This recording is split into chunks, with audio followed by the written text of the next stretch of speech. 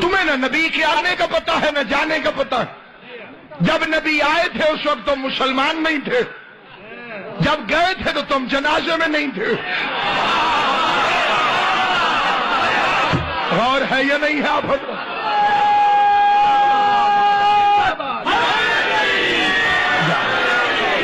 جب پیغمبر آئے تو کوئی مسلمان نہیں تھا آپ میں سے جن سے آپ پوچھتے ہیں۔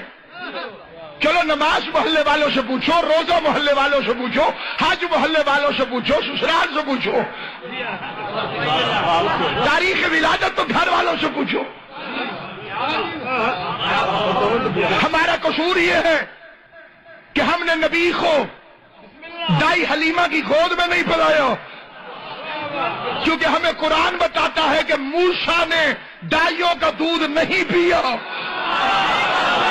وہ چھوٹا نبی ہو کے دائیوں کا دودھ نہیں پیتا، یہ سید الانبیاء ہو کے عیسائی عورت کے پاس کیسے رہا؟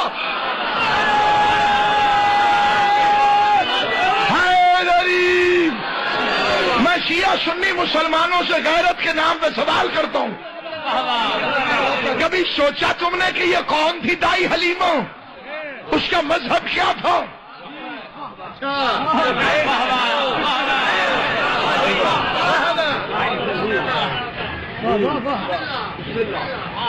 کمزور اونٹنی تھی اس کی، کھجور پہ کھجوریں نہیں اگتی تھیں،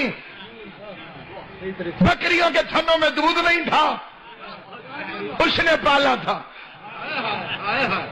پھر خود لکھتے ہیں کہ جب حضور اونٹنی پر بیٹھے تو موٹی ہو گئی، اونٹنی کو پتا چل گیا کہ یہ نبی ہے۔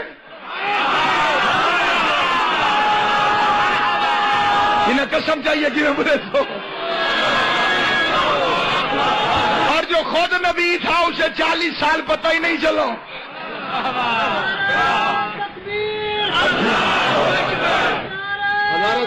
سلامت سارے اس میں بھی دنیا کو بڑا اعتراض ہے۔ وہ کہتے ہیں جی نعرہ تکبیر پہ اللہ اکبر آہستہ کہتے ہیں،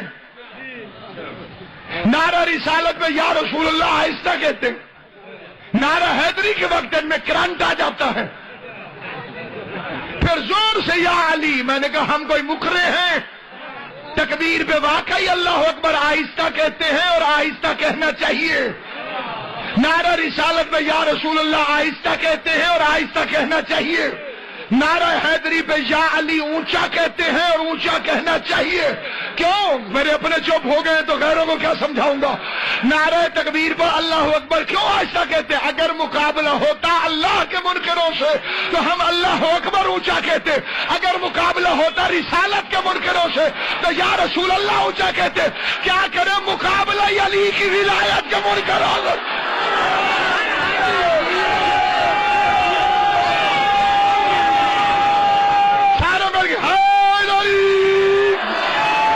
اللہ تمہیں سلامت و آباد و شاد رکھے، خدا تمہیں ہمیشہ سلامت رکھے۔